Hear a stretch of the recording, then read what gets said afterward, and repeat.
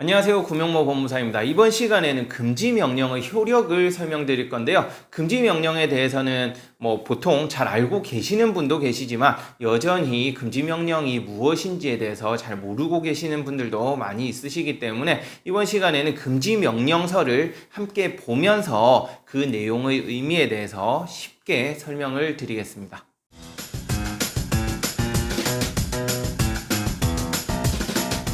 바로 금지 명령 내용을 함께 보면서 설명드릴게요. 서울회생법원의 경우에는 영업소득자와 급여소득자의 내용이 약간 차이가 있거든요. 기본적인 내용은 동일하지만 그 소득 기준에 따라서 일부 차이가 있으니까 급여소득자, 영업소득자 나누어서 함께 내용을 보겠습니다.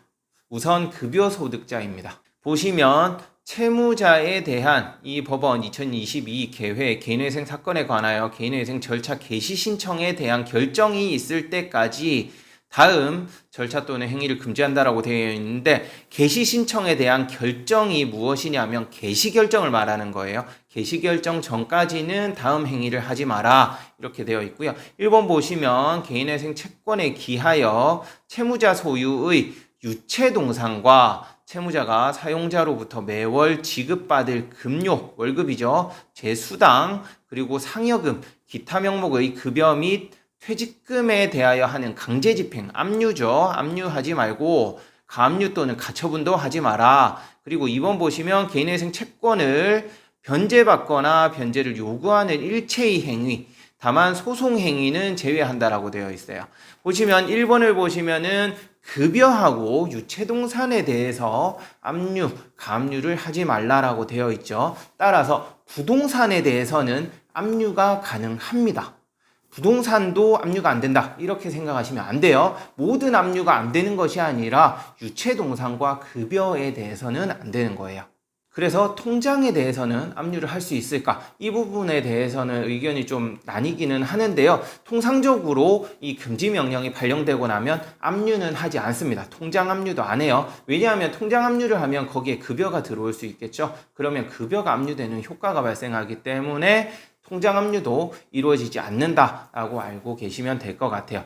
다만 부동산은 압류가 될 수 있다 했는데 부동산에도 압류를 잘 하지 않아요. 그 이유는 부동산에 압류를 한다 하더라도 중지명령이라는 것을 이용해서 그 압류 절차를 중단시켜 버릴 수 있기 때문에 채권자 입장에서는 압류 경매를 신청한다 하더라도 크게 실익이 없으니까 통상적으로 압류는 거의 하지 않는다라고 생각하시면 되겠습니다.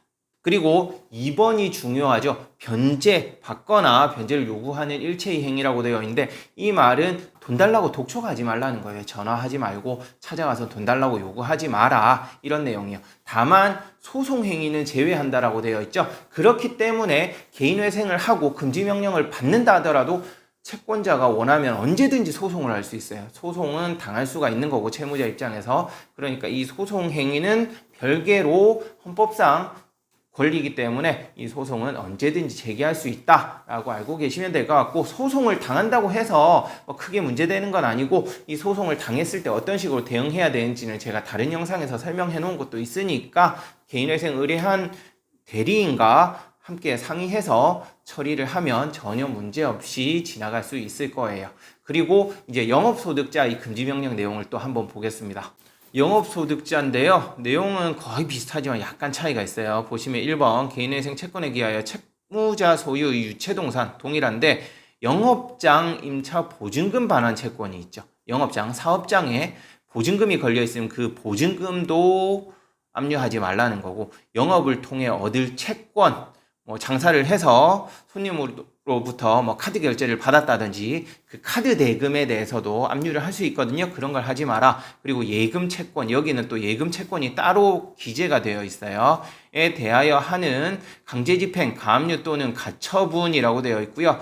2번은 개인회생 채권을 변제받거나 변제를 요구하는 일체의 행위 동일합니다. 소송행위 제외한다 라고 되어 있는데 1번만 약간 차이가 있죠. 왜냐하면은 1번의 경우에는 영업소득자는 계좌가 압류되어 버리면 그 계좌로 영업소득 카드 매출 등이 들어오기 때문에 그 계좌가 압류되는 순간 더 이상 영업을 하는 것이 무의미해져요. 즉 개인회생 자체가 불가능할 수 있기 때문에 이렇게 별도로 계좌도 압류하지 말라라고 기재가 되어 있는 거예요.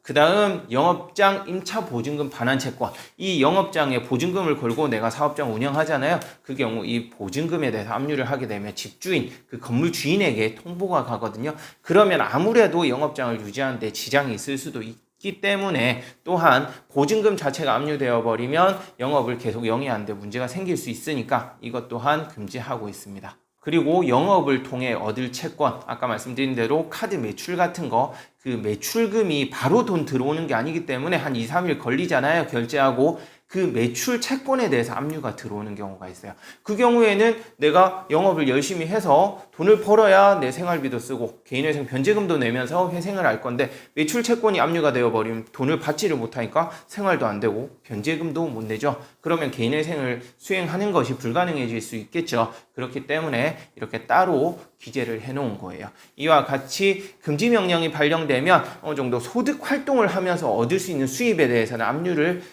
못하게 막아놓는 것이기 때문에 개인회생을 하는데 충분히 여유를 가지고 할 수 있게 되고요. 이 금지 명령이 발령이 제일 먼저 되면 그 후부터는 압류 추심의 위험이나 독촉의 위험에서 벗어나서 편안한 마음으로 개인회생을 할 수 있게 되는 거예요. 네, 이번 시간에는 금지 명령에 대해서 설명드렸는데요. 이번 영상 보시고 또 궁금한 사항 있으시면 언제든지 연락 주시기 바랍니다. 끝까지 시청해 주셔서 감사하고요. 구독, 신청, 좋아요도 부탁드리겠습니다. 고맙습니다.